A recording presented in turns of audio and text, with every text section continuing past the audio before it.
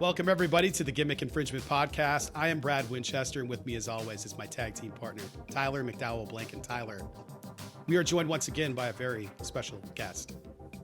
That we are, Brad. She's the United Crown of America's Miss Arizona, Miss America 2025, and a proud Marana High School alumna. My friend, we are truly in the presence of greatness. Ashley Kirk is here. Ashley, welcome to the show. Thank you. I wasn't expecting such a great intro. I feel like I'm on Hot Ones. Oh, you know what? Yeah, we'll take that comp. Yeah, thank you for that. We're excited you're here. You're one of the biggest Stranger Things fans we know, and you and Brad go way back. This has been great. Yeah. This is going to be a great episode. We're so excited you're with us. I'm excited. Fantastic. Brad, Ashley, we are here to talk Stranger Things Season 5, the final one, in case you haven't heard, Volume 2. So we are specifically going to be providing our thoughts, dare I say our review of the most recent 3 episodes. So first, Episode 5, Chapter 5, whichever you prefer, entitled Shock Jock. We then have Episode 6/Chapter 6, Escape from Camazotz.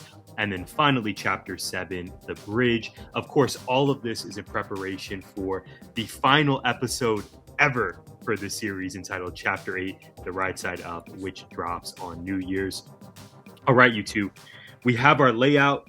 We're going to start with, Complaint Corner, actually. We're fully embracing all that is Ashley Kirk on this episode. Because I'm a big complainer, yeah. Yes, that's it, yes. Yeah. Before we clicked record, you asked if we can debut Complaint Corner. So, Brad, if you're good, I think we're going to kick it to Ashley here. Yep. Ashley, what are your thoughts on Volume 2? And specifically, if you want to lead with your complaints, we are ready. Okay. So, my first note complaint is a continuity issue. Again, it's going to be very nitpicky. It was about 5 minutes in. It's when Henry's talking to the kids and he's sitting on the couch.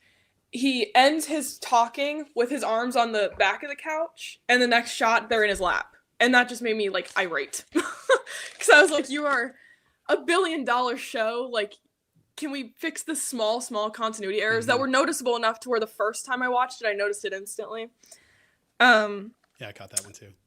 The pacing felt really weird. I enjoyed the pacing of Volume 1 a lot because it had that giant payoff in Episode 4, The Sorcerer. That was great. It was all worth it to build to that moment.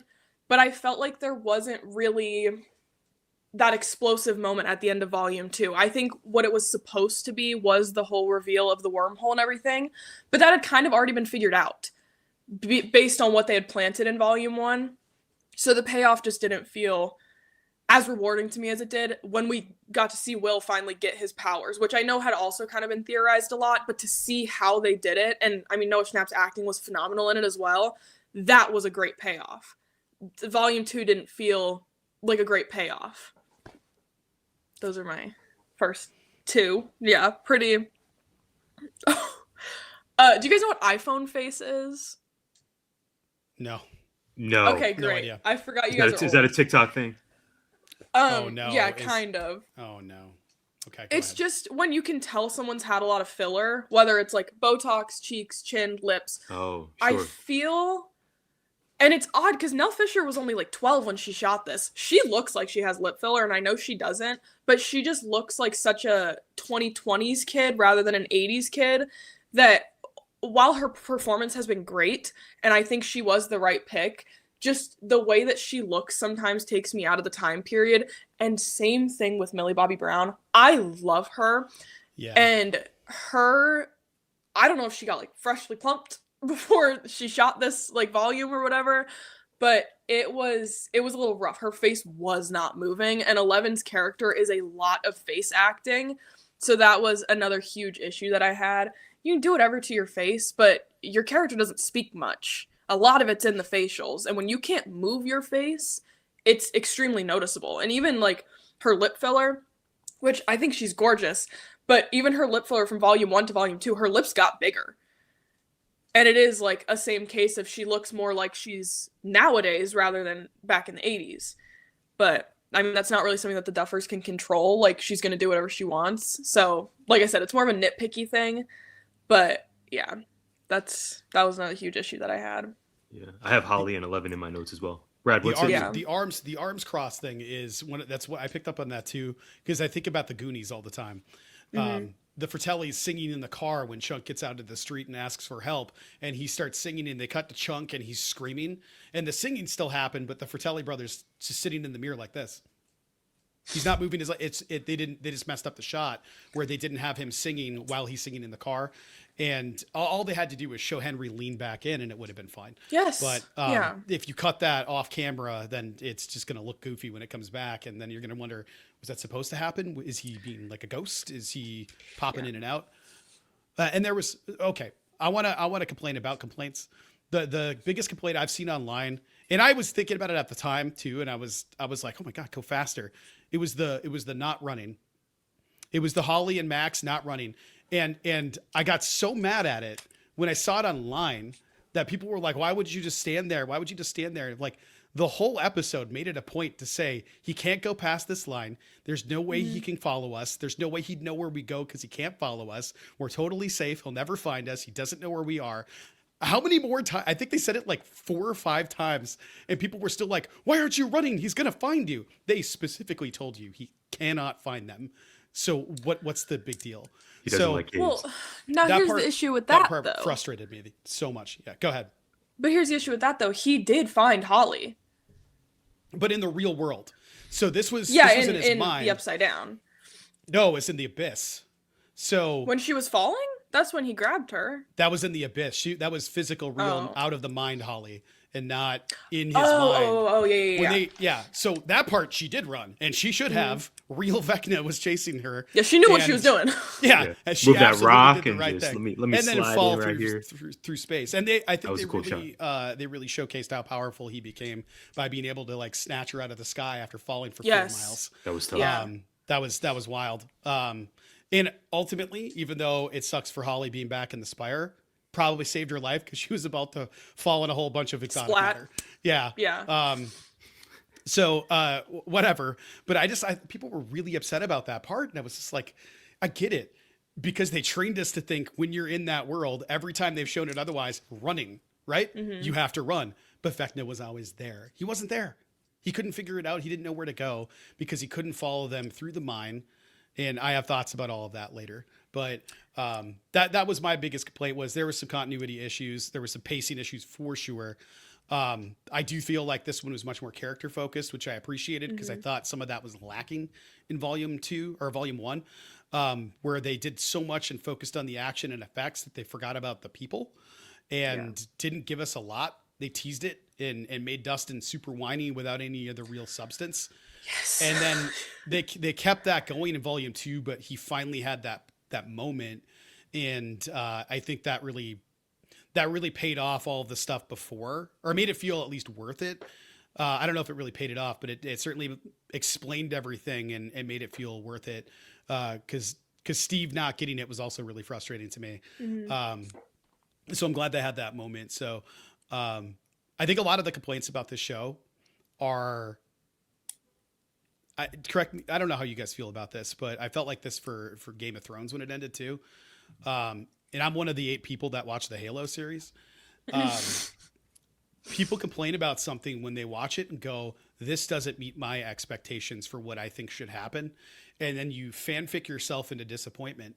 And it's like, just let them just enjoy what they've created for you. You're not creating it just because you made it in your head. Doesn't make it canon. There's a reason headcanon's a term. It's just leave it alone, let it play out and see what happens. You have trusted them this far. I don't know why we'd start stopping that now.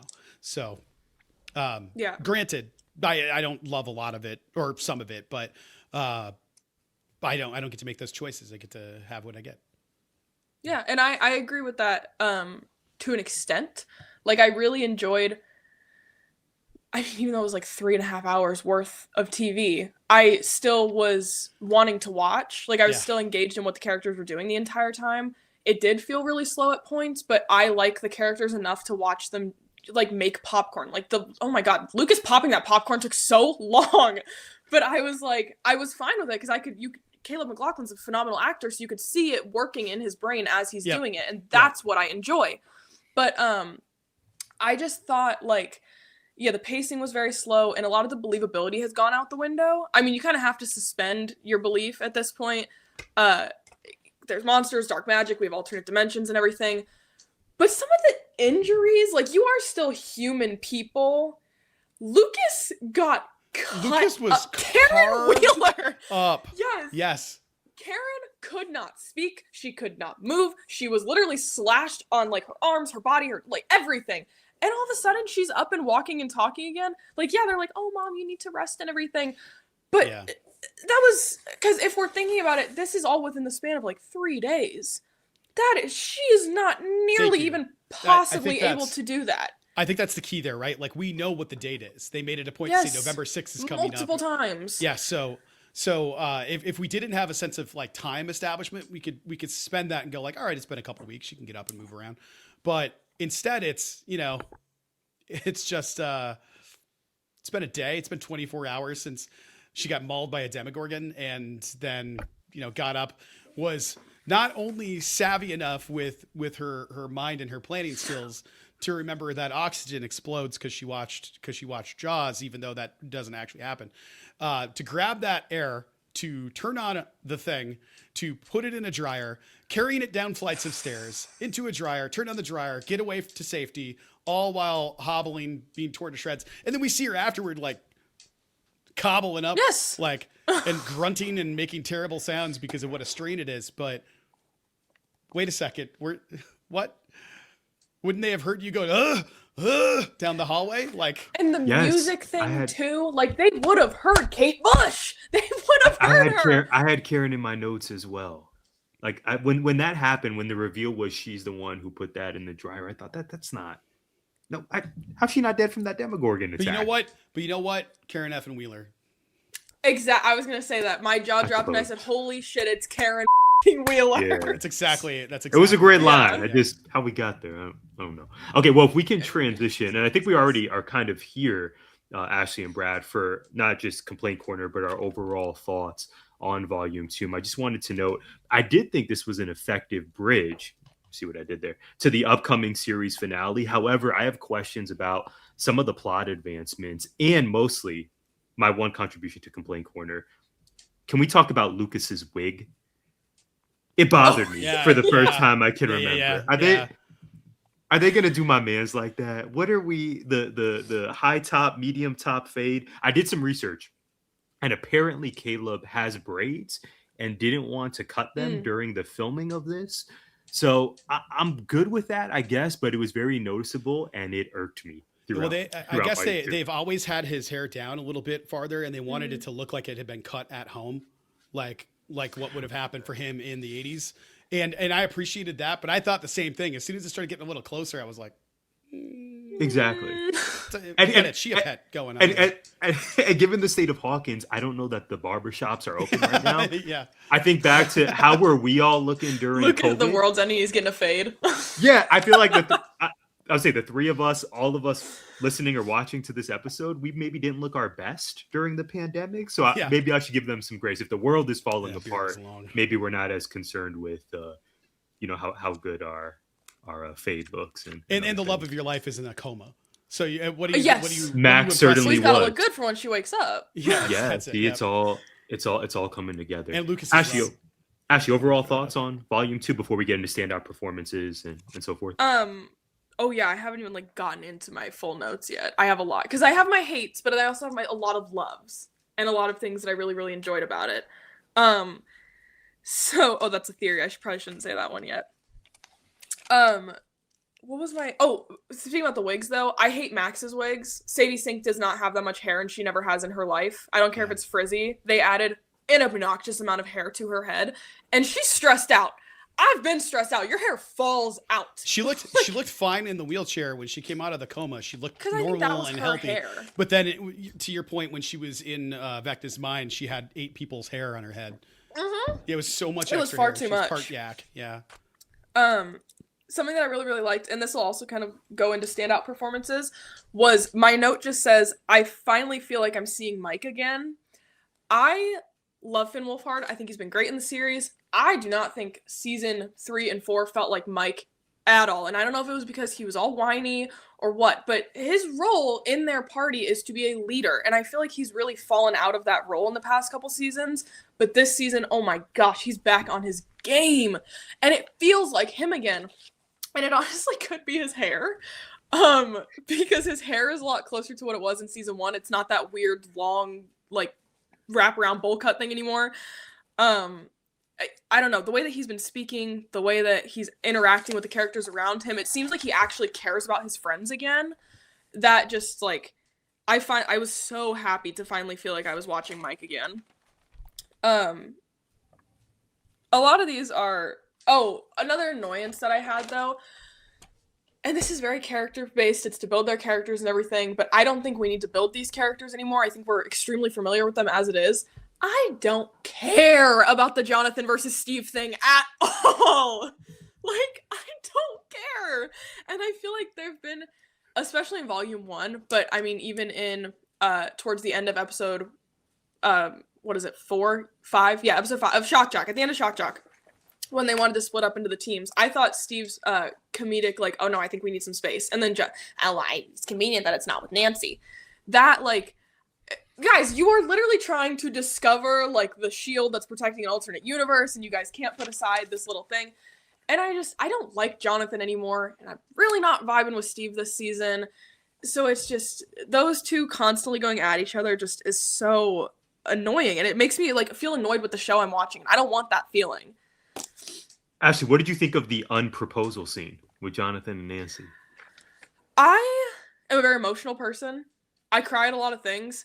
I did not cry one time watching Volume 2. And there was a lot of emotional scenes, but they just didn't hit. And I think the confusion of if it was a breakup or not added to that. Because I thought at first, I was like, in my mind, oh, they're putting things aside and they're like having a fresh start. Not, oh, they're breaking up. Because the way that the two actors were even acting it, and I know they're together in real life, so it's a little harder to convey that animosity in your relationship. But it didn't feel like a breakup. It felt almost like a second confession of love. And I don't know. It didn't really hit as a breakup scene, but I thought it was a really nice conversation to have. And I did like seeing them interact like that. But I don't know. It was a little confusing, obviously. So yeah, that's how I felt about that breakup scene. Brad, you got to jump in on this one. Let's see. Oh, I think can't hear you. Our amazing co-host is muted. I think so. It happens to all of us. Speaking of COVID, and I'm trying to move things around, and yeah, production team get on it.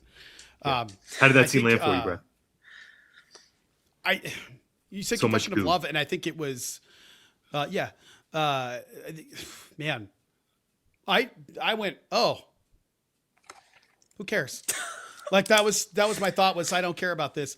The confession of love part, what I appreciated about that, I think you nailed it. It did feel like another confession of love, but I feel like it felt like a final admittance and confession of friendship.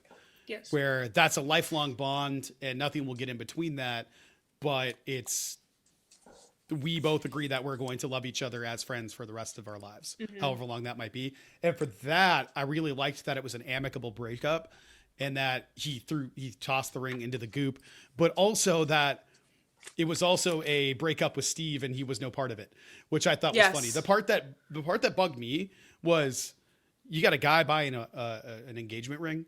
This man, this adult man has an engagement ring who's dating this woman who is friends with this other adult man. They both are like either going into, all of them are in college or supposed to be in college, but aren't in college, have careers or quasi careers, whatever. This is how you're going to act? Like this, what? This felt like season 3, Mike and Lucas, not adult people, right? Yes. Like Mike and Lucas trying to figure out girls. It's exactly what Jonathan and Steve were doing, except they're adults. Yeah. Drove me crazy. Anyway, that's it. One more complaint, sorry. I keep looking through my notes and I keep seeing things, but I think this might be my last one for serious. The volume 1, I had a hard time with episode 1 getting into it because it didn't feel like, I felt like I was watching the actors, not the characters. But then naturally throughout it, kind of, I felt like they fell back into the roles and my brain kind of went back into that universe. So it was easier to set it aside. This volume, the entire time, I felt like I was watching the actors. I didn't feel like I was watching except for Mike. Mike had me like, okay, that's not Finn, that is Mike. But I mean, I was rewatching it this morning to kind of like get it even more fresh in my mind. And even in the scene in the Mac, the very opening scene of Shock Jock, when Joyce and Mike run over, you can hear it. Like, you can hear Winona Ryder says her line and she pauses because she knows Finn has to run up and say his line. And that kind of stuff just drives me crazy. Because I'm like, you guys are getting paid a lot. You've done amazing in the past seasons. How are you now feeling like actory and not characters? And that was kind of how I felt throughout the whole show, in this volume at least. And I kept waiting because I was like, no, I had this with episode 1, so maybe it'll just go away as the volume continues. But it really didn't. The only people that I felt like the characters were Mike, Lucas, and Mr. Clark. He was great. Yeah. Yeah, Mr. Clark. Schnookums was great. Schnookums, yeah. Waking him up at 5 a.m. to save the world. But I do like that they unlobotomized Robin in this volume. Yes. Have you guys seen that? Yes. Yeah, she Robin's finally a winner. locked back in. Yeah, she Robin's got a back winner. to season 3 Robin. She wasn't the like random airhead she was in season 4. She finally locked back in. Man, Brad, I said Ashley was bringing the notes. My goodness, bravo. What are your thoughts? You haven't given us your thoughts. Yeah, Oh, I I'm mean, curious. yeah. So I have some notes as well. So I'm gonna zag first. Living in Henry's mind as these 12 kids are, it actually seems kind of fun. If I were a kid, sign me up. I don't know how this is going to play out for them, but Lucky Charms, a huge house, hanging out with your classmates, it doesn't seem as terrible as I initially thought during volume 1. And then also, again, this is just overall big picture, the zag of Brad may not like this, so I'm going to say it.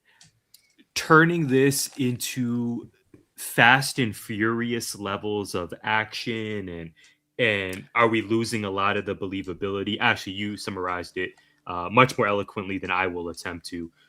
I think we've embraced some of that Fast and Furious where, as the seasons have gone on, particularly this last ride, it seems like, I mean, obviously the stakes need to increase, but some of that believability, whether it be Karen Wheeler or other details that you both have shared, I thought that's been interesting because I really enjoyed season 1, season 2 of Stranger Things when it really was rooted in a science fiction tale with a lot of exposition. Actually, you mentioned this, very character focused.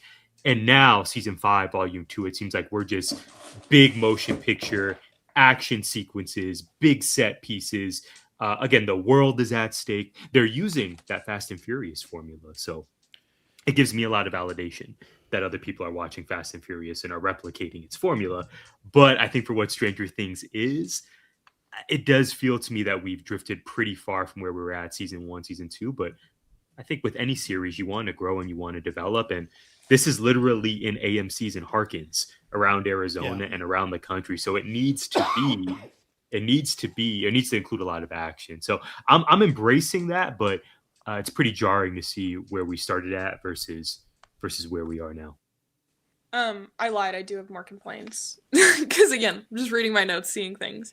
It's all you. I know it's gotten a lot of criticism over the years, but like this season specifically, I've seen a lot about the writing and how it's not that great. I can get past that. I've been watching this show since I was 10, so it's like I'm kind of used to it.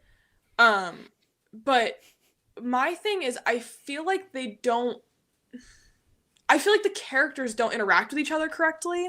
Like Joyce not being that surprised that Will has powers. She was just kind of, and then also she was limping and then that never went anywhere. Like he had to carry her back to the tunnels.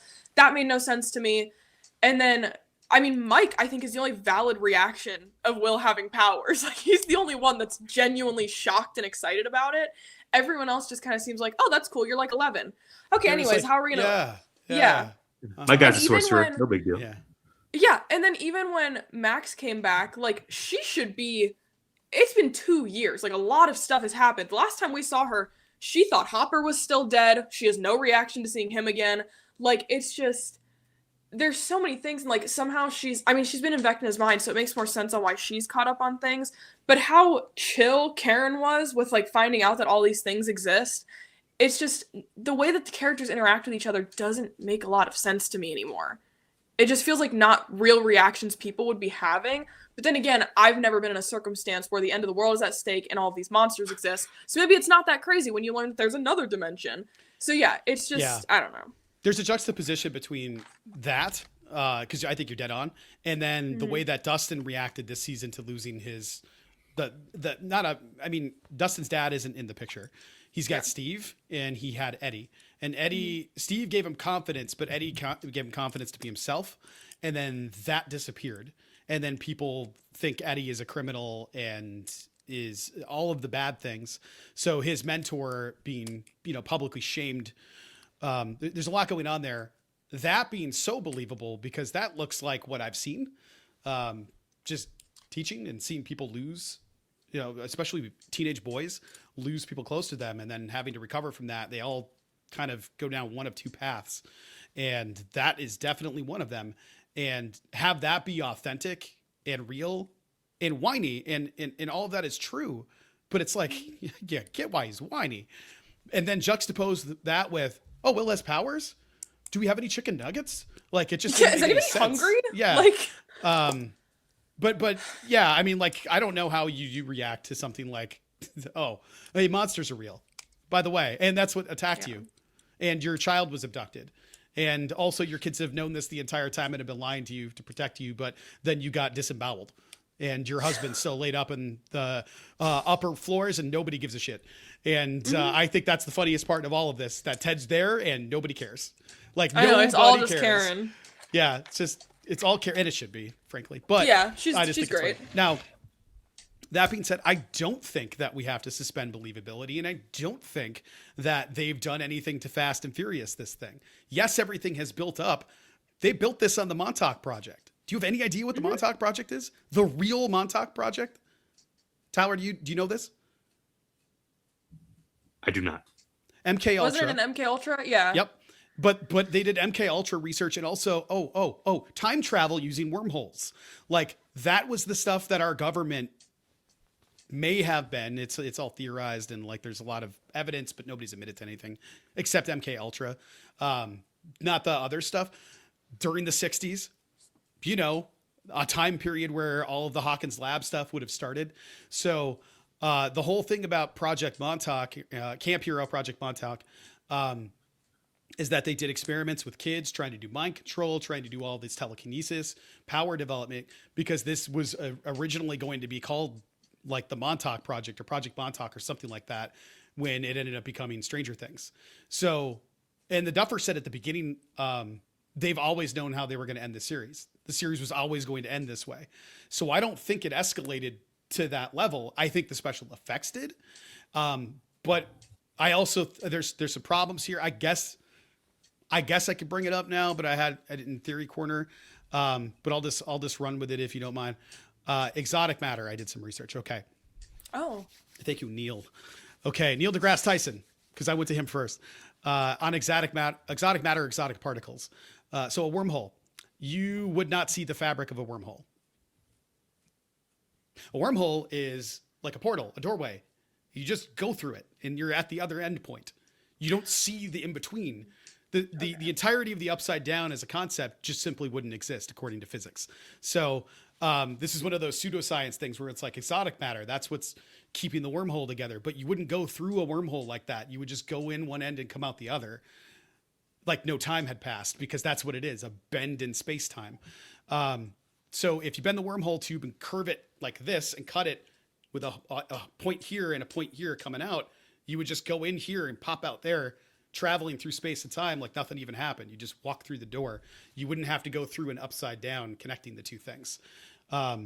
Which, you know what, for this, who cares? I'm fine. But I just thought it was kind of funny where it's like, this is the science that says it. And science is like, yeah, that's just wrong. So dark matter makes up about 27% of the universe.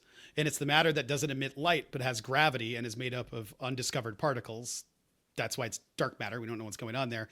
But anything that we don't know how it works is also exotic matter. So that could mean that dark matter is exotic matter, but exotic matter isn't necessarily dark matter, like a rectangle square situation. So dark matter is also referred to as exotic matter because it is mysterious and unknown, but they aren't interchangeable. I was thinking about that when they were trying to go like, what is this? It's just exotic matter. We don't know what that is. They went enough pseudoscience with it to go, that's just some other matter, but it's not dark matter. It's some other matter we don't know about. It's just exotic. And that's all you need to know that we have the upside down. And I thought that was kind of cool. But I also thought, yeah, physics wise, it's not even possible, which bummed me out when I was looking it up. And from a television standpoint, it's still pretty fun. And the fact that they knew that they were going to end it this way the entire time makes me go, all right, they know what they're doing then. I get it. We just got to trust that it's gonna pay off because it's based on, real world, real life stuff. Mm-hmm. I just get worried that because the last episode's what, like 2.5 hours long it's supposed Yeah. to be, like a literal movie. Yep. I'm worried that it's not gonna pay off enough. Like I don't know how they could at this point. I think some people needed to die in volume 2. Okay, I was disappointed when no one died in volume 1. I was disappointed extremely when no one died in volume 2, because they keep hinting at it. I think every single character at this point has been hinted at that they are going to die. And it's like, stop drawing it out. We need to see some sort of conflict within these characters now, because we're running out of time. And I don't want it to feel rushed or anything like that in the final part. Yeah. I think some things needed to have been set up in volume 2 and nothing happened. Like if Steve... Well, I was going to say Steve's the one that got set up the most. Yes. Like, if something happened to him, because I've seen a lot of theories online that somehow someone can come back to life because they're talking about this whole time travel thing now.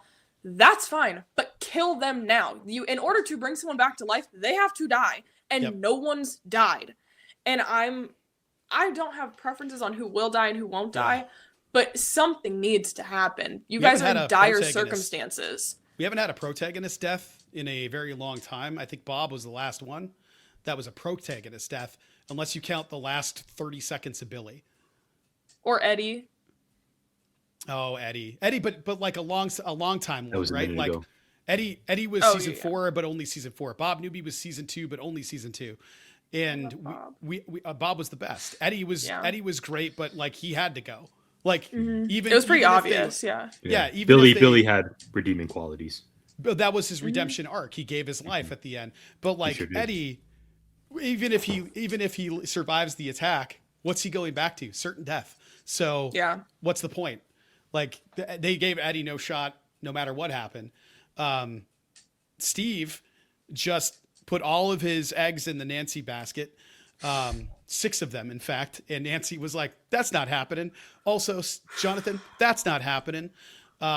Steve's the only one that hasn't had any real loss at all throughout the entirety of the series and hasn't been really injured throughout the entirety of the series. He's had no grief to contend with. Everybody else has either died or thought to have been dead, vanished to the upside down for a long period of time, or been possessed, been very, very injured, or watched somebody die or maybe die that they're incredibly close with or love. Lucas has been through the ringer because of that. The only person that's outside of all of those things I would say is Erica, but Erica's not dying. She's too smart. And I don't think they'd kill her. I don't think they would either. Yeah. And she would like, he's dead, and that's just the facts. Like that would be it. But Lucas and Max obviously has been through some stuff. Will has been through more than anybody, except maybe 11. And then like all the main characters, banished to Russia, almost dead. Joyce's kids, just in general, just Joyce's kids, and apparently her mysteriously injured but not injured leg.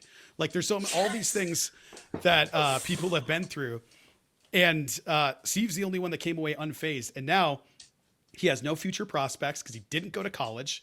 He doesn't want to work at Scoops Ahoy. He has that job at the place that doesn't really exist anymore because it's Hawkins and it's all on fire. He has no future with Nancy. We have no idea what's going on with his parents other than like they're not in the picture. All we know about Steve is he's got nothing, and the only reason he could possibly stay through and live is for Dustin, so Dustin doesn't have to experience loss again. Dustin's going to experience loss again. Yeah, loss of life. Sorry. Yeah. That's kind of what I was. Yeah. I got my theory corner later on, but I was gonna say that's why I thought of something, and then I was like, "Oh, it's theory corner. I can't get there yet." Yeah. Because it is, yeah. I have a lot of theories Okay, in well, terms of who's doing what. We should probably get into our favorite scenes and Oh, yeah. biggest surprises, standout performance, whatnot. Indeed. Yeah. Well, I want to start with the scene that everyone is talking about. I know there are a lot of opinions on this. Will coming out. Shout out to previous guests, dear friend of the show, George Romero. He called this. Brad, you and I were in lockstep with George on this. I got scared for a second there. Our new, I was like, wait a minute. Our new gay icon. Love this for him. Ashley, what did you think of how this was handled? Again, not a surprise that we got this moment, but the fact that Will felt compelled to announce, to share this to everyone, minus Hopper. How did this scene land with you? So my favorite thing online that I keep seeing people say is he might as well just come out to the whole town at that point because there were so many people. I mean, there were a lot of people in there. I don't know if we can call everybody that knew, right? Everybody that knew. Yeah. Everybody that knows about what's going on in the Upside Down. Sans Karen. Yeah. Yeah. Will was like, "Get in here, guys! I got something to share." I got something to say. So What do you think? I don't know. I think it was okay. I think that it felt very actory to me, which is funny because I know Noah Schnapp is gay. So I thought, I was like, maybe he'll be able to play this really well. And then it almost felt the opposite. He took from his own experience he shared. Yeah, but obviously nowadays he's in the public eye, so it is going to be a struggle, but I don't think he really had a struggle of acceptance to pull from. So that's why it kind of like fell a little flat for me. But I think Brad's right about the whole you think of something that you want it to happen a certain way. I know a lot of people wanted it to be between him and Mike, of him telling Mike first and being like, "Hey, it's you, dog. I hate to tell you, but it's you for me, you know?" And also just him comparing Mike as like his Tammy. Yeah. I've had plenty of Tammys. Like, it's not, you walk past someone in the hallway and like you're like, "Oh, you're really cute and I think I really like you." And then you have a class with that person, "Oh, you're really cute, I think I like you." Not, "I've grown up with you and I've been in love with you my whole life." So it's just that comparison alone kind of bothered me. But again, Finn Wolfhard, great. He's going to be in my standout. You could see on his face he knew he was talking about him. And that was probably my favorite part about that scene. I also love that Will low-key outed Robin to everyone in that room. That made me like, sitting there and I was like, he's getting a little iffy with what he says. And then I saw I thought another the same funny thing. Yeah, that's funny. Yeah. Yeah, I saw another thing that was like that TikTok sound that's like, "Sick reference, dude. That's super niche. Like, you have really good references." And it was Steve being the only one who knows what like Will's referring to. That made me laugh a lot, so I did like that. But yeah, I mean, I think it was a fine scene. Like I said, it didn't make me emotional or anything. It's nothing compared to other coming out scenes in media that I've seen. But I think for Stranger Things, it was okay. It's not a pivotal plot point in the show. At least they don't seem like they want it to be. Like, it seems like they want to just kind of brush over it and be like, "Yeah, Will's gay and, he might be in love with Mike, but there's so many other things to be worried about." And I think that's why it fell a little flat for me, because it seemed like nobody cared. Yeah, I don't think they set up like why everybody else should care. Yeah. Quite well enough. I thought that was a strong scene for what it was with Noah through the reveal, and then it got really tropey for me. Then I was like, "Oh, everybody's gonna go, and you still have me, and you still got me." And I was like, "This is every single scene that is portrayed." It felt very tropey to me. I thought Noah acted his ass off in that scene, to your point, but I have to go back and rewatch it and see if I see what you see, because I thought, wow, that was a sentence. I thought the whole time I was like, wow, he is really committed. And I think you're right. I was thinking about the acting. I wasn't thinking about the character. But they just didn't establish it quick enough, because it was like a whole bunch of stuff happening all at once, and they balled it in there, but they didn't clarify. He said the only thing that Vecna had over him that could keep him from that was knowing that he could hold him keeping that secret to himself. So if he tells everybody and everybody knows, there's no more secret, and then he has nothing on him, and then he can go fight him without him being able to get control, because he'll have nothing to control him over. All of his dirty laundry will be out there, which made me go, okay, now I understand why he felt like he had to go do it. He had to, because it's the only way to stop him, to save all the people he loves. And I did love the direct look at Mike when he said it, when loving somebody that you know will never be returned, which has been clear for several seasons now. Yes. That the car ride, especially him painting the Yes. thing of all of them fighting And together. Jonathan being aware of it the whole time as well. 100%. Jonathan that in that was good for scene. me. That Standout scene was great. Performers, And I Jonathan, thought, yes. Yeah. in that scene, I thought the same thing, because his reaction to Will, that's the one that got me. Like everybody else was sort of like, all right, cool, we're here. And I actually thought Robin having to hold it in, but being super proud, that was really great. Maya Hawke brought it there too. You could tell like she was not coming from any kind of place other than like, I'm happy, but I'm, holy crap, you're brave enough to do this, while she has to hide inside of like doctor's rooms to try to sneak around her relationship. And But I Brad, love the remembering Tammy reference, this is yeah. set in the 1980s in Indiana. I think now Exactly. the three of us are fortunate that we live in a time where, if you share that you're gay, awesome, love And you. I think Like, that's- tell me more. And I think that's the other Decades thing ago, is a lot of it was people, revolutionary. did have that. I mean, you are kind of an anomaly here, Ashley. You have been dating somebody for a long time. And at a younger age, you started dating this person. You're dating them still. I know a couple of people that have done that, but I don't know a couple of people that have done that. I don't know a lot of people that have done that. And if you go back to the 80s when you had a relationship, oftentimes you had a relationship, and that was kind of it. There was no, I'm going to go to the internet and see if I can meet people online. And there was just none of those things were happening. And small towns were big worlds. I grew up in a small town, and I thought that was as big as it gets, because I didn't know any better. You know, you'd see stuff on TV, but that was the only place you could get information. And I think from that sense, like having that tight community, it's really funny. It's like you may as well invite the entire town over, is really funny, because also how many people are left there? They're either in the military can come. The military, they're either in the military if they're alive, they're in the abyss, or whoever's left. The drama teacher that got cast as the elementary teacher, which I think is really, really cool, that the elementary really teacher cool. is I the like Duffers that. drama teacher. I thought that was dope. But yeah, I thought Jonathan's performance there, my favorite scene, favorite performance, honestly, was Dustin with Steve in the stairwell, when he tells Steve, you can't go up there, you're going to die, and you can't die. You can't die too. Not again, not again, not again. And just breaking down. That moment like really paid off for me. Gayton is such a freaking good actor. And then It's that theater watching, genes. yep, exactly what I Yeah, said. all the theater kids are pulling it out this season. I talk to Jess about this all the time. It's like you could tell which ones grew up on a stage. I think it's so cool. But like watching them hug, and then Steve going, it's okay, it's okay. And then the ladder falls, and thinking like, had he gone on that, he'd be dead. If Dustin wouldn't have stopped him, Steve would have been dead right then and there. And I think that the way the ladder just sort of dropped out didn't convey death, right? Like that moment didn't convey Steve was just going to die there. But when you look back at it, you're like, that was death. That was just him going to die. And he just got saved because of love. And I think that's really cool. But man, that scene was so good. I'm excited. I'm actually excited to go back and watch that over again, because it felt cathartic to watch him finally release some of that, because he's been like angry, placid face teenager guy, and then finally showed some emotion. Because like you said, Tyler, it was the 80s, and that's also a thing that didn't happen very much then.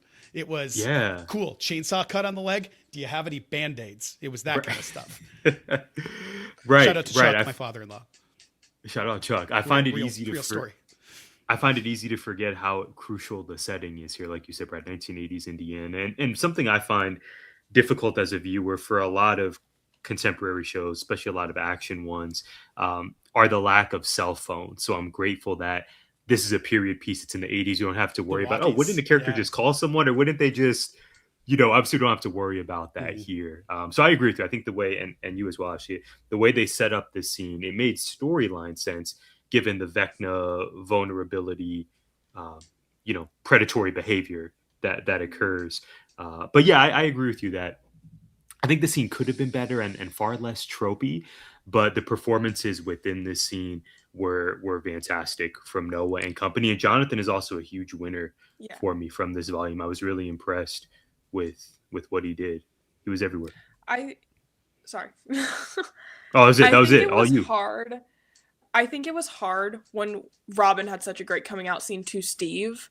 Yes. Yes. And Steve, as like a partner in that scene, had such a great reaction to it. You know, acting is reacting. So his reaction to that was amazing. And I just think putting that scene against Will's scene, it feels, as you said, you know, we live in a day and age now where it's not a big deal if you're gay. It's like, okay, cool, thanks for telling me. And that's how the reactions felt. It didn't feel like an 80s reaction where at that point it did have some sort of stakes to it for a, like, you know, large variety of people. Obviously nowadays it can be depending on your situation, but most of the time it's everyone around you's gonna be like, okay, cool. Like I remember when Stella came out to me, I was just like, okay, cool. Like it's not a big deal. So yeah, it's just, I think that was more of the reaction. And when you put it up against Robin's, where it's like you can see Steve processing it and him being like, wait, is that chill? Yeah, I think it's chill because I like you. You're cool.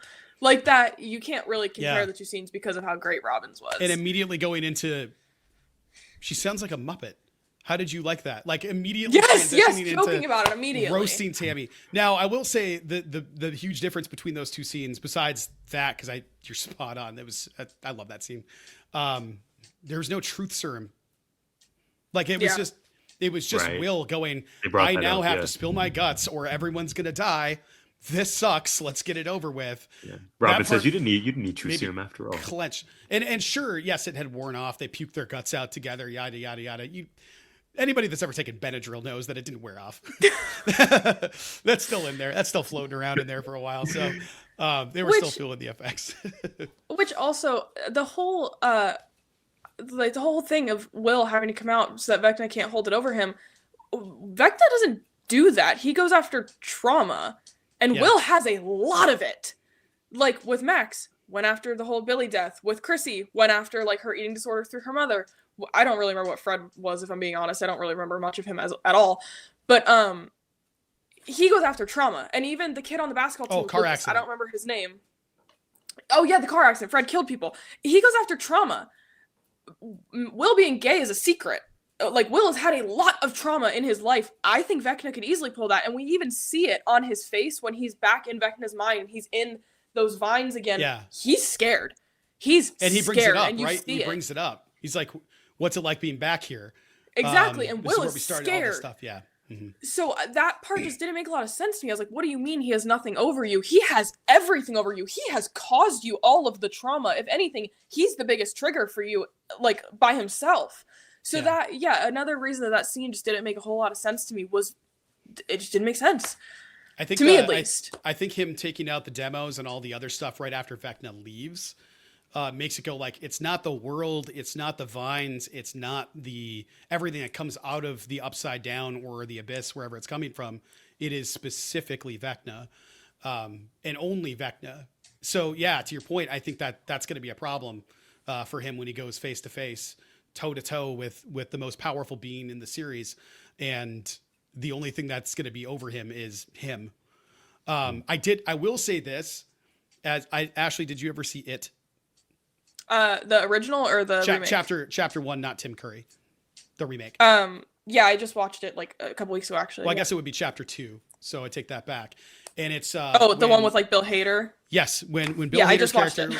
It. So when Richie's in front of Paul Bunyan statue and Pennywise floats down from the top of it singing, "I know your secret, your dirty little secret," it's all I could think of during that scene was, okay, Vecna is just Pennywising Will here, like. Mm-hmm. That's what's happening here. There are so many parallels between these two shows that I just need to do a separate app at some point.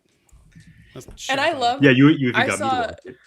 Yeah. I saw another thing that was like, I think it was in like some indie film, and then it was Will, and then it was Eddie, and it Eddie from It, and he was like, It said, "I'm in love with my best friend Finn Wolfhard." Yes. I thought so that was good. Really great. That is so good. Yeah. That's Oh, that one that's had me a laughing. That's incredible. I know the Duffer Brothers have been making the media rounds. They were on Jimmy Fallon. I think they were also interviewed by the Hollywood Reporter, and they were very Mhm. transparent about how they workshopped the possibilities of this scene. Originally, they tested it where it was Will, Joyce, and a few other characters, and it didn't quite sit right. And they ended up landing on, okay, let's just do it with the group Sans Hopper, and here we are discussing this. If we can stick with what we, dare I say, enjoyed about Volume Two, I know we've kind of touched on this, but Ashley, I'm going to ask you straight up: who were your standout performers from this volume? Obviously Finn. Finn did amazing. Like I said, it felt like I was finally watching Mike again, and especially mainly in Volume One, but in Volume Two, it kind of continued with that momentum. For sure, I think he was a great standout. I think oh, Hopper, David Harbour. You can see it in his eyes how much he hates Kali, and I love that so much.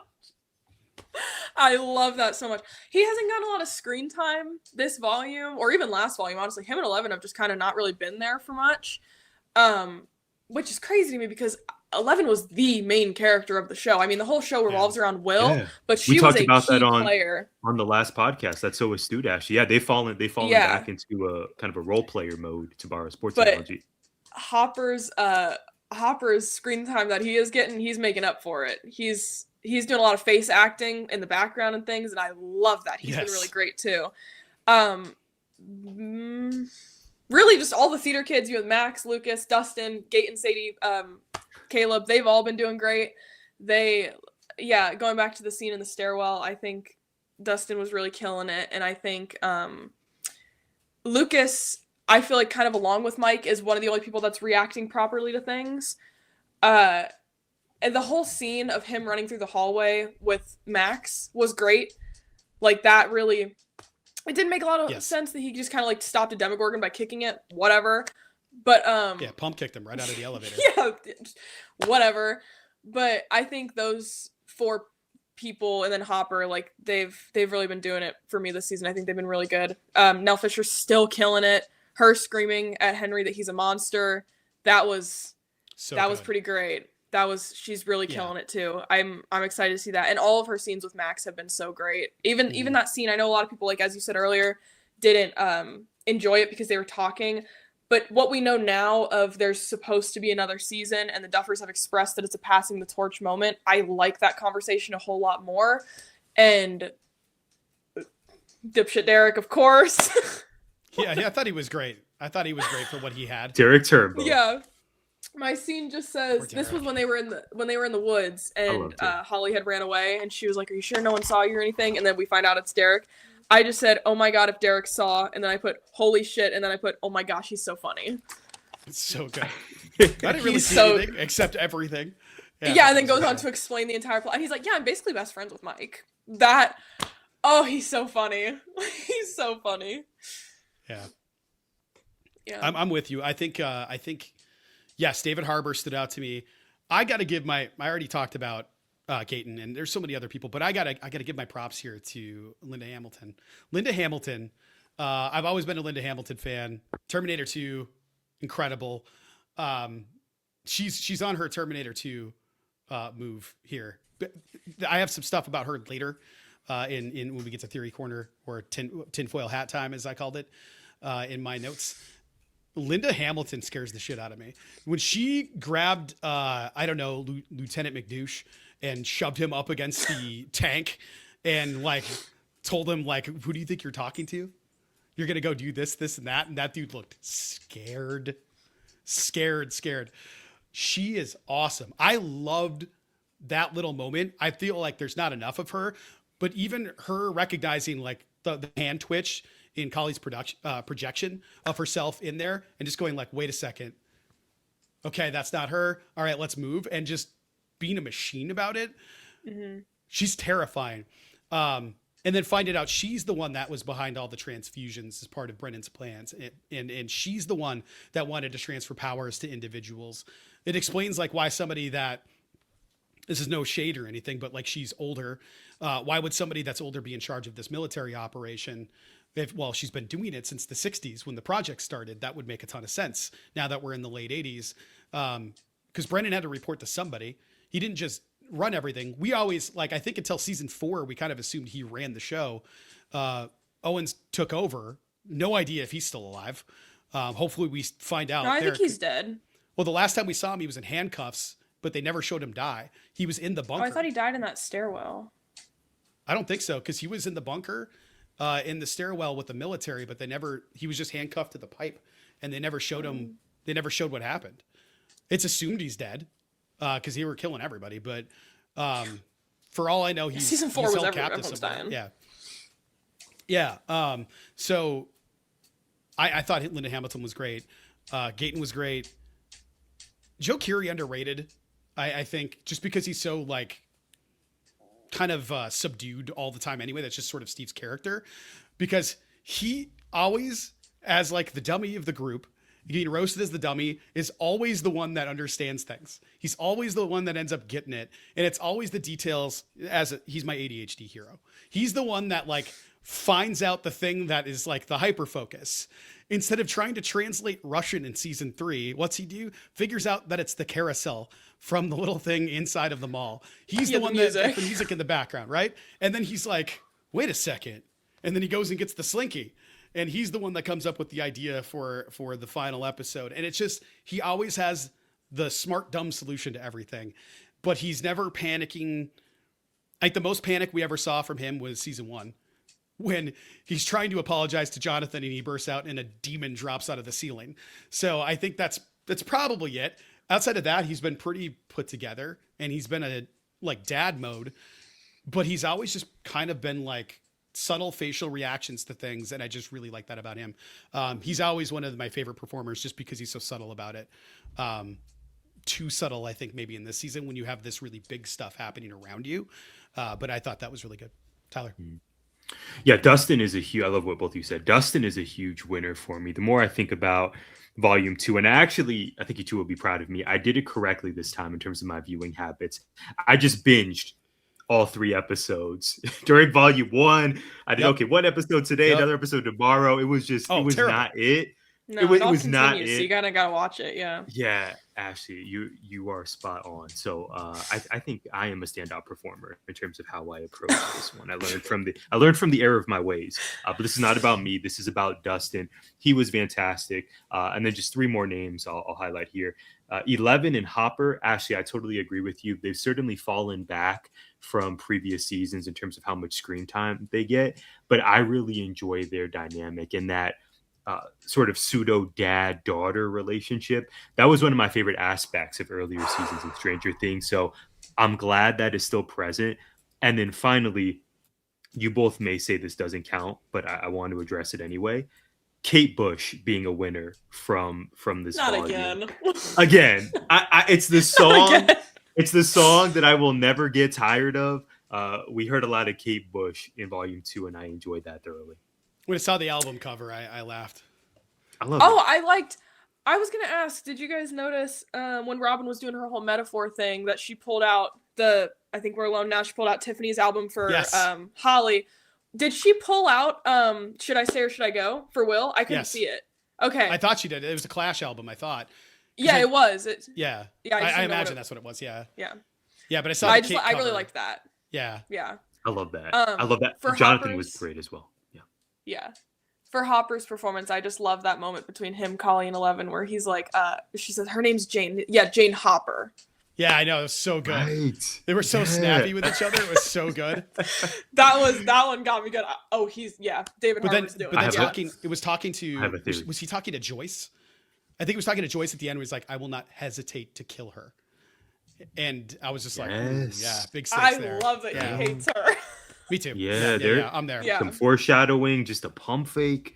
We shall see. Great John Coltrane reference as well. I can't believe I didn't lead with Jonathan. He was really cooking this episode. And there were a lot of standout performances. Okay, finally, Ashley, we're going to start with you. Before we get to Theory Corner, we must share our picks for biggest surprises. I think you and I agree with one of these, which is that no one perished.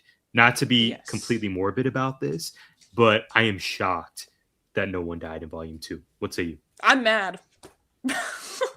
I'm mad no one died. I'm not even shocked. I'm just angry. Because like I said earlier, I think it feels like there's no stakes right now. That's what I'm missing. I'm missing the feeling of like, if we were seeing this operation happen and someone died, it's like, okay, shit, now we really have to like get it together because people are dying. Like we only have one chance to get it right and our team is dwindling. And I don't feel that urgency right now. And like I said, I don't care who dies. I just need someone to die. The Stakes. plot armor this season is insane. Like so many of these people should be dead, and the fact that none of it's happened yet is so aggravating. Yeah, I'm scared. Yeah. I'm scared. My biggest surprise has nothing to do with the show. I went to Winter Haven the other day, and there was a wish tree. And you sign the little piece of paper and you put it on the wish tree. So Freya did one, and she's like, you can't look at it. And Jess, of course, looked at it. It was, I wish that Hopper doesn't die. So Freya loves her some Stranger Things. If Hopper dies, just know that this is going to be a miserable new year for everybody in this household, because she is going to be crushed if that happens. And I just have a bad feeling that we're not going to have a happy new year. It's going to be a new year. I liked when you happy said new year. Stranger Things was going to ruin Christmas. Yeah. Yes, On the yeah. last episode, I have a feeling Stranger Things is going to ruin and it Christmas. didn't. And then they didn't. Yeah. Maybe that's why, but they were Right. like, F, Total the New pump Year's fake. isn't important. F it. New Year's. Pump Screw the New fake. Year's. Yeah. That's what they're doing. Yeah. Yeah, I wonder if terribly. yeah, yeah. I wonder if they're gonna pay that off, because I saw that, I heard that as well. Ashley, just this impending dread. Somebody's gonna die. Some of our favorites are gonna be gone, and I'll save my thoughts for Theory Corner, but I think this is just one big pump fake from the Duffer Brothers. I don't know how to feel about it. Any other surprises, Brad? Not really. I didn't feel like there were a lot of surprises in this for me. The wormhole thing, I felt like I knew it going into it. That's what was going to happen. I said it out loud the last time we recorded. I said, I just hope it's not time travel. Fine with the wormhole thing. That makes sense. Dimension to dimension. Makes total sense to me. Time travel, get it out of here. I don't want to see it. I have a feeling they're going to do it, and I hate it. And they've been teasing it with all the references to time travel shows. I will say, well, I'll save it for Theory Corner. Some of my Theory Corner is like debunking theories because they're stupid. Because people just don't know anything. And they're like, I see this, and this must mean this. And it's like, oh my God, you're stupid. So we'll see. But no, I don't have a lot of surprises. I guess, I don't know. The biggest surprise is no. Same with you guys. Nobody died. I guess that's it. That's all I got. Mm-hmm. Well, Ashley, welcome to Theory Corner. I think Brad said this may be rebranded to Tinfoil City, or I don't know. Tinfoil Hat Corner. Yeah, Tinfoil Hat Tinfoil Hat Time. Yeah, Tinfoil Hat Time. Yeah. Maybe I should get rid of time there too. Yeah. We'll workshop it. But for now, Theory Corner. Ashley, you've been teasing this for a minute. What are your theories heading into the Stranger Things series finale? What's going to happen? Talk to us. We're ready. So I'm not gonna lie, not all of these are original thoughts. A lot of it, like I've seen online and everything, because I'm not gonna take the time to put a list together of all the things that connect. Hey. I don't trust Kali at all. No. Does anybody? Does No. anybody? She's suspicious as hell. Yeah. And I saw I loved that thing that was like Hopper every time Kali says like, that's my brother, and it's him just being pissed off, because I'd be pissed off too. Exactly. Why do you care? You could. I don't trust her. That's my theory, is that she's going to end up being evil. I liked the theory that I saw of she's going to get 11 killed. Like she's going to be up until the last moment pretending to be like on their side and everything. But then as soon as that wormhole that they want to collapse, as soon as the Upside Down collapses, she's going to make sure 11 gets stuck in there and she's going to get out. So I really, really, really liked that theory. And then my other one was... Oh, I have it down here. The Henry thing. I like the theory a lot, and I know it's gotten a really, really popular that the Mind Flayer's behind everything. And I think this volume, we got a lot bigger of a look at that. Because it would make sense. I was rewatching a lot of season 4, and, I rewatched season 5 over the past couple days of what we have so far. And it is looking like Vecna is not the big bad guy here. I think Henry is a prisoner of the Mind Flayer. 100%. Because even in those flashbacks of him as a young Henry Creel, You see him drawing the Mind Flayer. What did Will do when he was possessed by the Mind Flayer? He drew him. I think, and then I saw this theory that What's in the briefcase? exactly. I saw that theory of, you know, Henry's trapped in his own mind. And that's who Mr. What's-It is that is Henry. And then Vecna's a different person, and one is more of like, that's Henry already possessed. So I think the Mind Flayer is using them all as vessels, because we keep hearing that word of, you're my vessel, I need these vessels. I think Henry's the first vessel, and he is literally one. So I think that would make a lot of sense. And even the thing of like, he didn't make the Demogorgons. Right. They were all there already. We see Right. him when he gets banished to the Hellscape Dimension X, whatever you want to call it. Yeah, running We around on the see cliff it. sides. Everything's there already. Yeah. So, yeah, it just doesn't make sense to me that he'd be able to come in and get control over all of these things. I think he's under the control of the Mind Flayer, and I think he's a prisoner in his own mind. I completely agree. Okay. Yeah. I have a little bit of information Oh, here. wait, Okay, real quick. Yeah, Wait, go. You end up Take- because I'm gonna do 25 Yeah, sorry. minutes. To go on with the whole Henry is trapped in his own mind thing, why did he gift Holly music when he knows that's what helps stop him? And the amount of music in that house, when I think it's Mary is playing the piano or something like that, music's playing quite a lot. And I think Henry's trying to figure out how to get these kids to help him escape out of his own mind. That's what. Now you can go. Sorry. Possible Henry redemption arc. I'm here for it. I still don't think so. I think even if it's Henry redemption, I just feel It's like Henry Death. it's Probably Henry there. death, Mm. death One of the redemption, two. Billy style. But I also I can absolutely see that happening. But okay, so it's clear whatever was in the briefcase. I'm not sure what it was, but I think it is probably just a buttload of Mind Flayer particles. So the first shadow play, they talked about Brendan's dad opening a rift the first time it connects to what I was calling Dimension X and everybody else was. Now we know it's the Abyss. Connecting to the Abyss. That happened. That made young Brennan want to start studying this stuff. And that's what spurred all this along and ended up with Henry becoming, what Henry is. Well, how did that rift even happen? How did the thing infect Henry in the first place? Well, that makes sense if the rift was opened by Brennan Sr. Way back in the day in the 50s, 60s, whenever it took place. So some of this information doesn't mean anything. It was me thinking through my stuff. Henry was about 32 when he disappeared, when 11 shot him through space and time. He was around 8 years old when he killed the spy in the mine.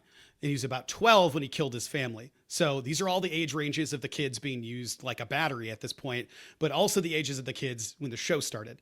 So in season 1, 11 is 12 years old. So are the core guys. Holly is about 6 years younger than Elle. So 11 banished Henry when she was 8 years old. That would mean that Henry was 30 years old. They were experimenting in some other way with blood. So here are the questions that start popping into my head here. So Brendan was working on this through Dr. K. Brendan's father is the one who first opened the rift, connected to the Abyss, started the obsession. So how does that tie into the MK Ultra experimentation? Were the kids there to be used as an army to somehow contact the dimension for more power? In either case, the Russians definitely got involved. It wasn't clear, but that was definitely a Russian spy in that cave, and that's why he was paranoid. It was not the U.S. government. That involvement ended with Henry killing that dude and getting powers probably from whatever the Mind Flayer is. But the biggest question is about what were they doing with Henry's blood? If the kids all got powers from Henry's blood, then they had to have them going out to hospitals or some other means, because it might have even been during the mandatory health checks that Robin mentioned in the first volume, chapter 1 of this season. Because why the hell does Derek have powers? Why the hell do any of them have powers? They weren't in the lab. So that would explain why the government knew the age of the children to look for. Because everybody else knew because of Derek. Why did the government start rounding up kids of that age? It didn't make any sense unless they knew that a lot of those kids got blood transfusions from Henry when they pumped it out into the wilderness to see if we could get powers in the community now that the military has government control over the community. Really effed up. Unless they only knew because Vecna has been inside of Kali's head. Kali manipulates minds, calls Henry a brother. Even 11 never does this, and predicts a terrible future. Kali did the same thing Vecna did. Showed Nancy the terrible future. Showed Will the terrible future. Kali's going, check out this terrible future. Vecna showed Derek his dead parents before they were dead. All of these things. Kali is absolutely nightmare fuel, a bad guy, full stop. she's going to be a problem. So maybe the mind flare. I think is that Vecna did tell Nancy the truth, and that there is this giant monster that's going to come to Hawkins and kill everybody if this goes down, and that's the mind flayer who has been in control and behind everything from the beginning. So neither of them are really trustworthy. Also, Kali, Hindu deity of time, death, and destruction. That's Kali. Wanted to throw that out there too. I went into my myth. I love tying it to mythology. The Duffers are smart. So Derek notes, I hope Derek turns it around and comes in with the save at some point. People were really mad about Derek having no spine and all this stuff. He's a 12-year-old kid who found out monsters were alive yesterday and is shown pictures of his entire dead family with their eyes removed. Let's give Derek a break. Let's consider for a second he's a preteen and just saw all of his family rotting with their eyes missing after being kidnapped to save them from a real monster, and all of it is terrible. So Dustin, I already talked about Dustin, but I wrote in here what a great portrayal of a kid who has lost everything. This is the one that bugged me. Okay, The Dark Crystal, the movie The Dark Crystal. Have either of you seen this? Is that the one with the puppets? Yes. Okay, yeah. Okay, I'm locked in. I have no knowledge of this. Puppets? Oh, get out of here. Jim Henson, terrifying. It's a whole thing. So 1980s, Jim Henson, let's make an adult-ish, terrifying thing. But it's about this crystal that is shattered. And when it's shattered, it creates these two races. One of them is this evil vulture race. And then there's another race that's kind of like the kind race. And the only way to save the world from ending as they tear each other to pieces is to reform the dark crystal. So the reason I'm bringing it up is they showed Vecna's lair in the abyss, kind of like this cone shaped thing pointing skyward.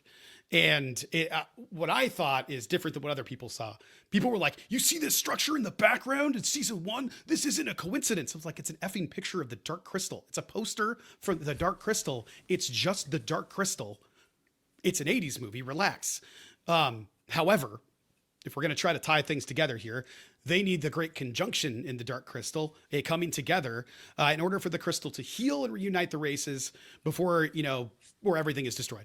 The point is that there are these 3 suns at these 3 different points that align during the conjunction, and they create a powerful beam of light that heals the crystal. We now have 3 planes of existence that are going to align, and it's either going to destroy everything or save everything. So it's a parallel to the Great Conjunction with the Abyss, the Upside Down, and Hawkins. So our world, the Abyss, and those 3 levels coming together, that's literally what the plan is the Great Conjunction to then heal the Dark Crystal or the universe, whatever you want to call it. Those people pointed it out and were like, I found something, and I think they're just wrong. I think that it might be a nod to the Dark Crystal through the storytelling. I don't think Vecna's palace has anything to do with it.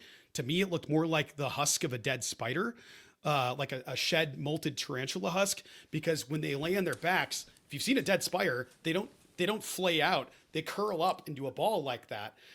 And all I got was Henry made it very clear he always wanted to be the predator. He always wanted to be the spider.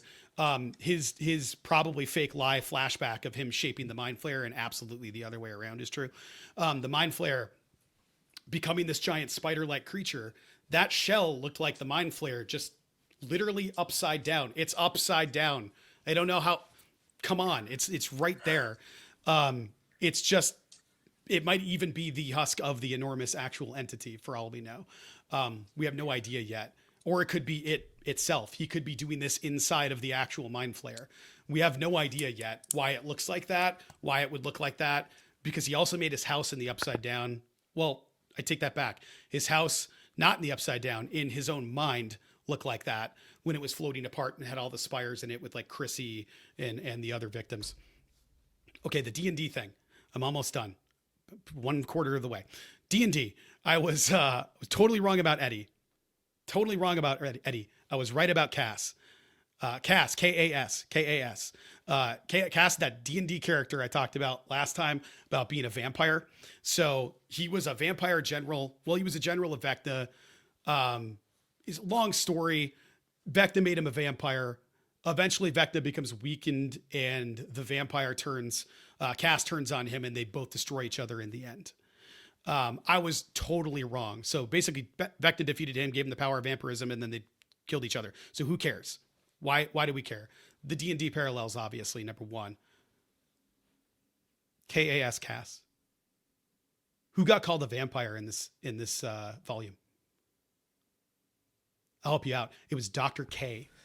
Okay, I was gonna say I don't remember. Dr. K, letter K, Oh, K-A-Y. Dr. K. Dr. What's K her full name? is a vampire. I don't know. It might be K-A-Y. It might be I Cass. was thinking like first, middle, last name. I have no idea. They just call her Dr. K. I don't know that they ever say it. You can check IMDb while I'm rambling here. So Dr. K is a vampire, and I just thought, okay, who's the person that helped Henry become more powerful in a lab, stealing his blood, doing all of that stuff, ultimately to turn on him? And now we're heading toward the destruction of this thing. I think Dr. K doesn't become a really good guy, but sort of goes anti-hero and does the right thing. But maybe not, because Kaz is only killed trying to take Vecna's authority and power. And I could see Dr. K going like, I'm going to destroy you so that I can use your body to further my research, but it's going to cost her too, and kill the program. And that would be the only way that 11 could live in peace, if every part of it is destroyed through Dr. K's like lust for power. But she just got called a vampire. And I was like, this is either just a cool reference or it's going to mean something in the end. Finally, two more things. Mr. Clark. He's been with us since the beginning. He's my favorite Lord of the Rings reference so far. He got the RF code, and I bet there was a lot of people that aren't dorky enough to not understand what the hell he said when he pointed the remote at the gate and went melon, and then the gate opened. It's the Elvish word for friend. Speak friend and enter. Shout out to the Minds of Moria. Chekhov's gun. So there's nobody named Chekhov, but Tyler, I know you know. Ashley, I don't know if you know. Do you know what Chekhov's gun is? Mm-mm. So it's the principle that if you're going to show a gun in a story or write about a gun in a story, you better use it. That's exactly it. Mm-hmm. The bomb vest. The bomb vest not only got referenced a lot and then put in the back of that truck, somebody's blowing themselves up. Somebody is definitely going to die in that bomb vest, or that bomb vest is going to be diffused and yeeted into the sun. Whatever needs to happen there is going to happen. I can see Hopper wearing it, 11 ripping it off of him and like forcing it up into the thing. Yeah. Until somebody says, no, it's got to be done manually. The timer broke. I can absolutely see that happening here. And then it's going to have to be like somebody holding the button near the thing and then boop, boom. It's going to be Steve. Yeah. Yeah. So that's it.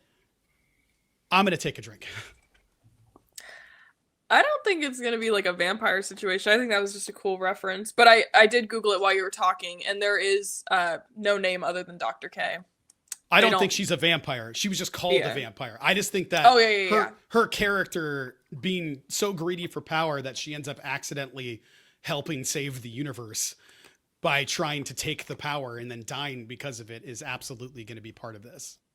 That was a really long, good theory, though. Always a tough act to follow, Brad Winchester. 75 different things in there. None of them were put together. D&D separate, Dark Crystal separate. Hey, you guys got the wormhole thing down last time, though. Yeah. That was like spot on. Kali being the Hindu deity of time, death, and destruction is pretty on the nose to know that she's going to end up being a problem. And Hopper's right. Hopper's always right. Hopper is always right. Except for parenting. Hopper is always right. Like, he is always right. He let Alexei go knowing he would come back. He gave him the car keys and he dipped and he made it about 3 feet. Like, oh man, Alexei. And didn't he? I think he even told Bob he wasn't going to make it. And then Bob died. Yes. Yeah. But I think which is why probably he's been right about. Yeah. Oh yeah. I think the whole bag thing. Yeah. I think that might be how 11 dies. I think she might take it from him and then it goes off. Oof. I'd love her to be a crazy thing to watch. Use her telekinetic powers to put it on Kali and then throw her at the exotic matter. Dang, this is not a Kali Stan account. This is not a Kali Stan episode. Oh, she's shady as shit. Because her last lines, why is 6 afraid of 7, and then throw her at it? That'd be crazy. That is crazy. Okay, but then there's that other theory. Yeah, sorry. Oh, yeah, no. Speaking of these teases of impending death, I'm really interested because in Volume 2, on one hand, we had Dustin and Steven having this pact. If you die, I die. I love that you were so formal with him. Steve. If you die, I die, right? I think both of them are going to be fine, quite frankly. When did they say that? They said that earlier in the hallway, series. I think. Or no. Yeah. It was sometime after they had that whole like, No, I'm I know sorry they- that I was so Yeah, insensitive about Eddie after talk. they duked it out. Yeah, of in this course, right. season, but I'm pretty sure they or somebody else said "You die, I die" earlier in the series. It feels like Mike or something. Or no, I think it I was don't was remember. it Hopper? I think it was Hopper in 11 when they did that crawl. Might have been, yeah. Because I think 11 was like, if you die, I die. Yeah. And Hopper was like, I don't want that to happen, obviously. Right. I could be wrong. That's just my So guess. yeah, so we have them reconciling and then also having this tease of, okay, maybe they have climbed up our charts in terms of our most likely to perish rankings. And then Ashley, Brad, as you said, as both of you said, on the other side, we close out volume 2 with this ominous moment of eye contact between Kali and 11, and the possibility of 11 dying during this series finale, and Kali also obviously dying as well. So theories for me in terms of my most likely to perish rankings, I have Vecna and Henry at the top of the list, of course. And then in my third spot, I'm putting Kali. I don't think 11's going to die. My prediction is that she lives. I am actually doing a complete 180 on where I was during our last recording in terms of Will's future. I thought Will was for sure a goner. I thought his mom was also likely to not survive. I think they are going to be just fine. It's Vecna, it's Henry for me. I think Kali is done for, but I think 11 escapes death. I think she's going to be okay. Finally, Derek Turnbow will have a moment. I do not know if he has a t-shirt in Target right now, but he will. By the time we record next, I think he is poised for an even bigger breakout performance in the finale. And then finally, speaking of Target, final theory for me, what a comeback Target is having after a tumultuous 12 months, after business being down, after new leadership coming in. I don't know if you both heard about this. Apparently, they instituted a policy now where employees have to greet customers and smile and ask how they're doing. I was just at Target at Westridge a week ago. I didn't get that level of hellos. I got one hello, how you doing?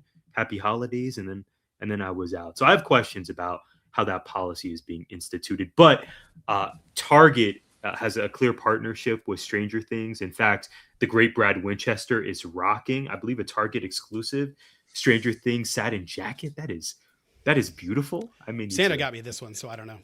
Shout out Santa got me I the mean, sweater. Hey, oh my god, I need to talk with Santa. But anyway, this being one of the seminal steps for Target making a comeback, just simply buying more goodwill with customers. I think this is a really wise partnership for them. Everyone seemingly is watching Stranger Things right now. You got to get merch, whether it's Brad's jacket, courtesy of Santa, whether it's the Derek Turnbow t-shirts that I just know are going to be in the store in a week. I think this is also a positive sign for Target as they work to, again, build some of that goodwill and bolster sales back again. Those are my theories. If You Die, I Die was season 3 in the elevator when they were Between getting ready to who? go between Steve and Dustin. Oh, they said it Oh, twice? wow. I Yes, didn't so realize it was a callback. I knew it happened before. I couldn't remember when. Wow. But it was in there. They get into the elevator. I think they're going down or they're going into the the hallway. Russian thing. The Yeah, Russian okay, I was like in the elevator. mall in Starcourt. Yep. I do remember when they that. go into the shipping dock and then it turns out it's not a shipping dock. At least I'm pretty sure that's when it happens. I have a picture of him standing next to a box and he's not all bloody. So it has to be when they first went down. But yeah, That sounds right. It's a reference to 2 seasons ago when they made a pact when they were in mortal danger and they're doing it again. I would be shocked if they die. I just don't see that. I hope not. I would love to see them, carry on. But also, We want them to survive. Yeah. I think it's I need for him in a Steve for spin-off sure. show. I need him in a Really? spin-off show. I Yeah. feel like I think it's curtains for Steve. somebody's got to be curtains here, right, Ashley? You think it's Steve? I think it's Steve for sure. One Okay. one of them. I think multiple people. I think at least 3 people are dying of the main Wow. cast of like that. Now it's like 15 people, but yeah, I think of this group, if Mr. Clark dies, he's the only one that can't die for me. Yeah, Clark's eating it for sure. I know, but if he dies, I'm gonna be so sad because he just got brought into this. Actually, he has I that actually great don't. relationship with I the actually don't know. librarian. I think Clark sure and does. Murray are probably safe. They're probably staying behind to do like tech work and working together on that stuff. So you have Santa Claus and Schnookums working together. I think makes sense. I think they're probably safe, unless Murray faces a Demogorgon and has to use karate to fight it. I Yeah. honestly, my Yeah, I odds don't- are, I don't think odds he's are I could see Murray after Murray. that. I could see Murray not making it. Frankly, now that I think about I it. really hope not. Like, I mean, I hope he does make it. I love that character. It's so stupid. I just loved he serves the him purpose. in season 4. He was a really good one. I liked him in season 4 a lot. Yeah. Man, He's like, oh, that He business maximizes trip. him. it's fighting on the plane. Fighting Yeah. Murray on the plane.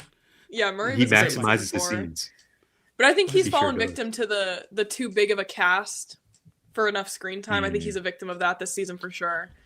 It's a huge Too many ensemble, people actually. can't fit it all in. Yeah. Yeah. Yeah, it's massive at this point.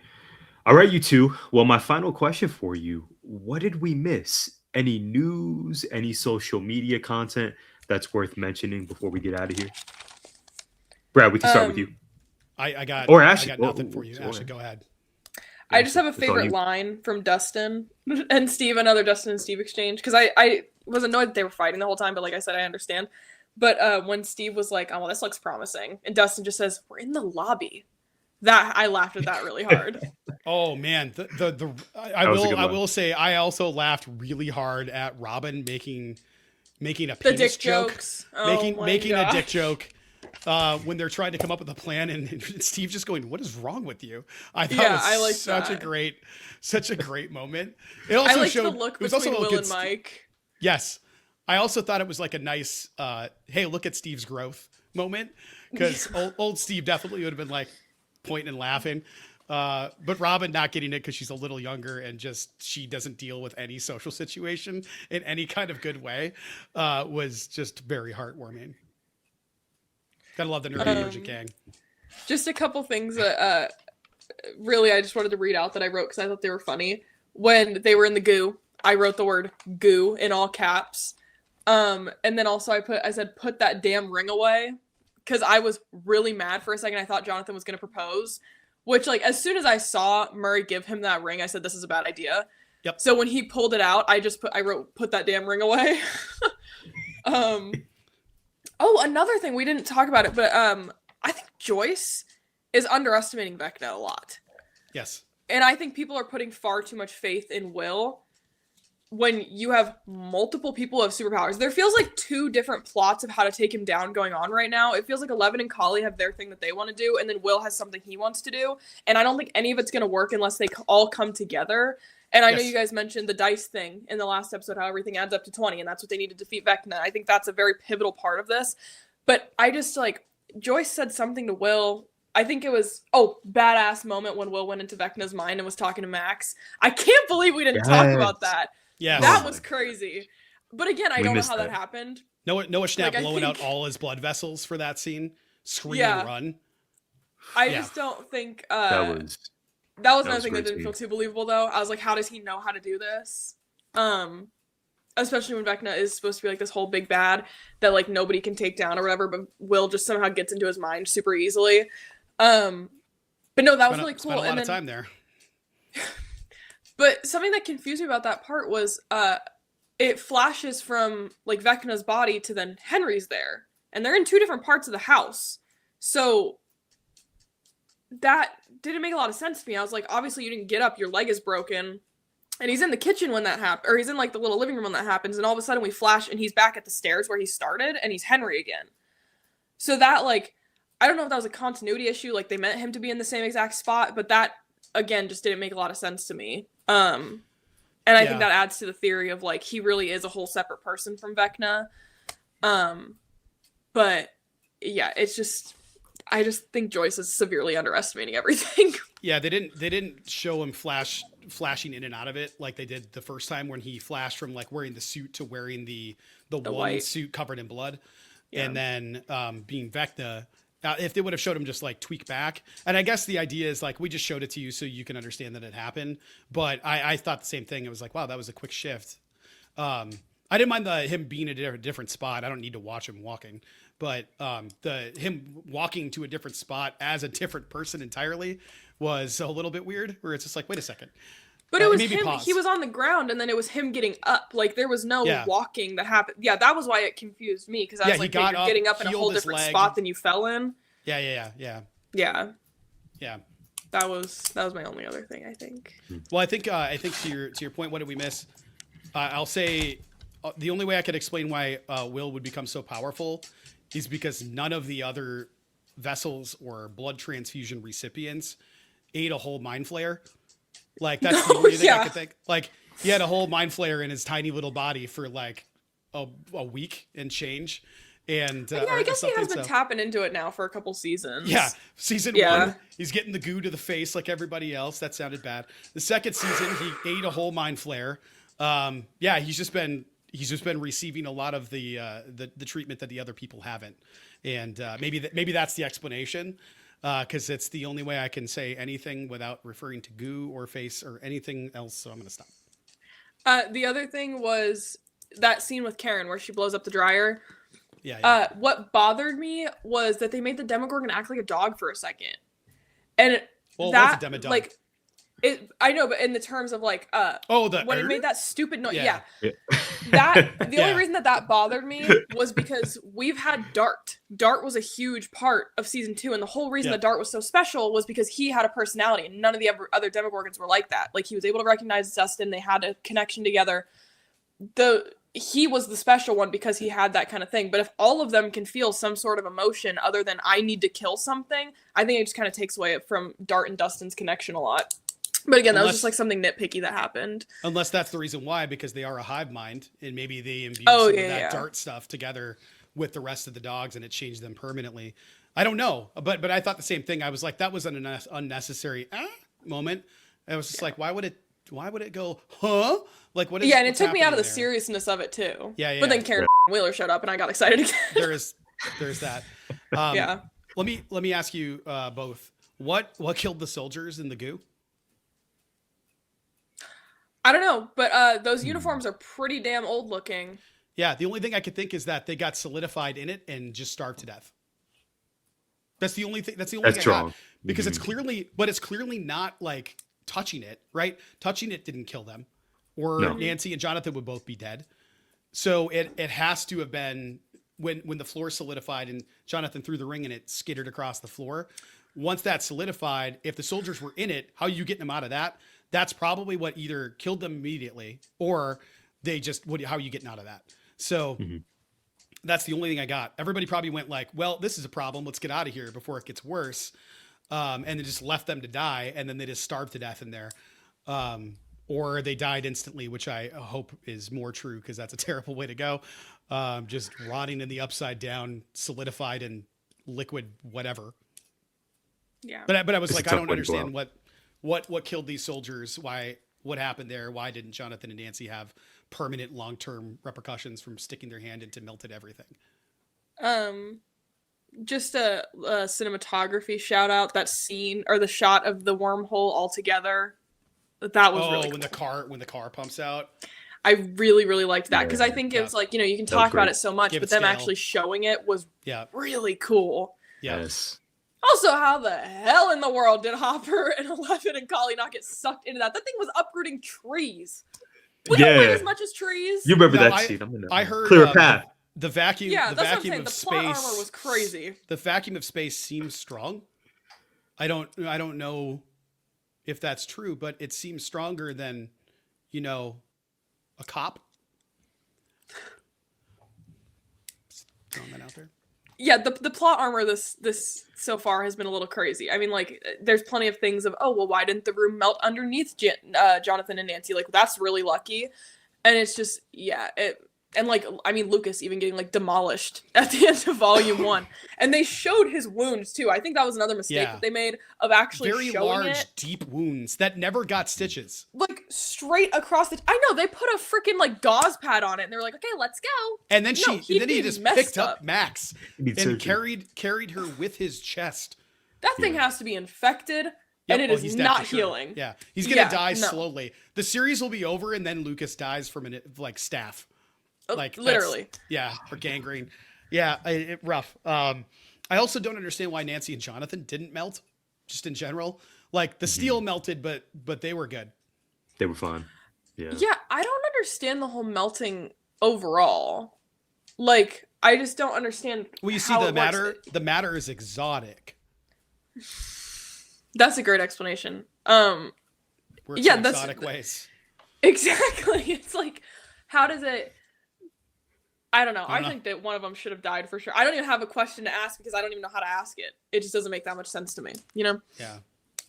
I still enjoyed it. I thought that scene was terrifying, in terms of like just tension. Like, how do you Yeah, get out that of a felt room that's high tension. Mhm. and then for sure. but then when they threw the ring and it solidified, had they not shown the soldiers in the first place, I would have been like, that's so stupid. But since they showed the soldiers solidified inside of that material, it made me go, okay, this has happened before. This is clearly an unstable thing. They're recognizing all of that, and that's why it looked like that. I'm trying not to cough. Yeah, the whole exotic matter thing. I mean, obviously they can get away with saying like, oh well, this can happen and this can happen and this can happen because of it's exotic. Like we don't know what it does. Yeah. Mysterious. But I don't know. That just feels like a little cheap to me when everything in this show has been like meticulously planned out for the past 10 years. Incredibly Literally grounded. a decade. Even the Right. ridiculous stuff has been incredibly grounded.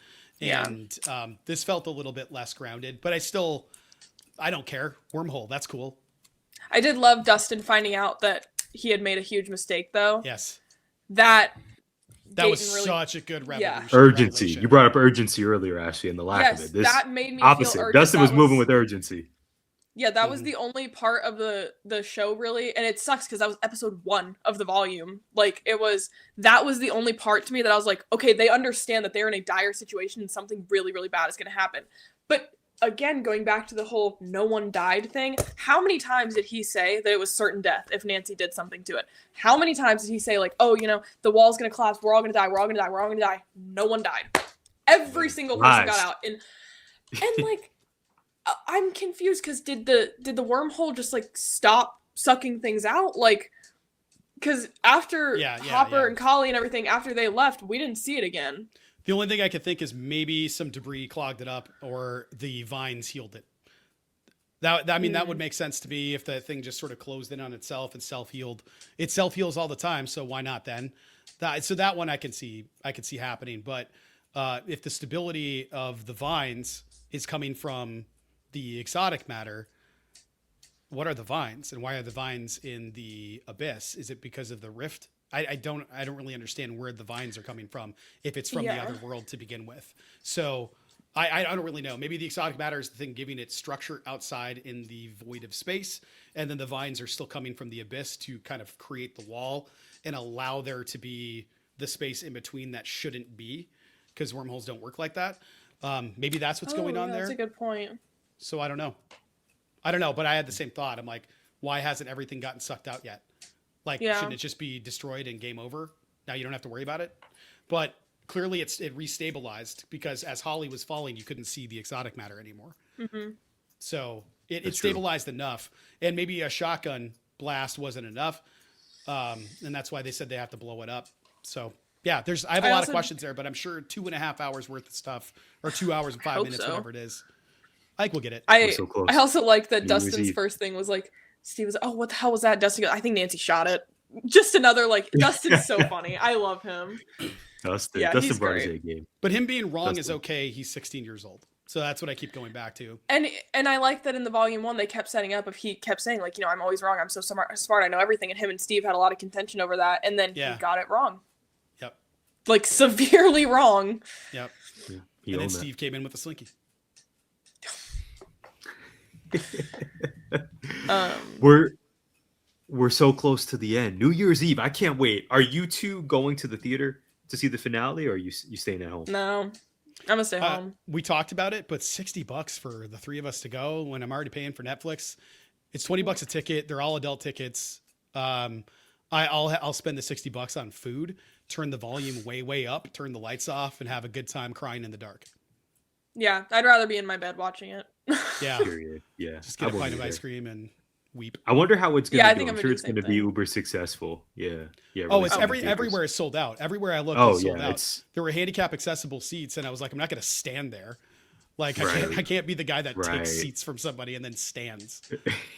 This that's hilarious. I I can't wait for the finale. Ashley, this was fantastic. Thank you so much for joining us. Yeah, Please thank tell you us, for how can our, having me. of course, hopefully not the last time. Please inform us, how can our audience connect with you if they want to support you and or trade Stranger Things theories? You can go on my Instagram. It's just ashley.kirk with an extra Y after Ashley and an extra K after Kirk. I've said that one too many times on my podcast. But yeah, that's it. It's really the only social media I use. Beautiful. Beautiful. Excellent. Well, follow us at GIPod19 across the social spaces for exclusive show updates and more. We want to hear your thoughts and your theories pertaining to Volume 2. So please be sure to let us know what your thoughts and theories are here on YouTube. Drop us a comment. You can hit us up on Instagram, on Facebook, on the artist formerly known as Twitter. Rest assured, we will give you a shout out on the next pod. Thank you all for being here, and we'll see you next time. Gimmick Infringement is a part of 19 Media Group. You can listen to us on Apple, Spotify, iHeartRadio, or wherever you find podcasts. You can also find us on YouTube via the 19 Media Group channel. Please like, subscribe, comment, and share.